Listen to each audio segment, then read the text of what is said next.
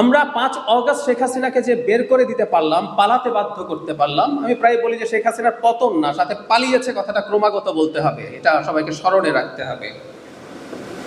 শেখের বেটি পালায় না টালায় না কি যেন বলতো না, প্রথমে একবার গুজব হলো, পরে ভাব দেখিয়ে বলেছেন, কিন্তু উনি পালিয়েছেন।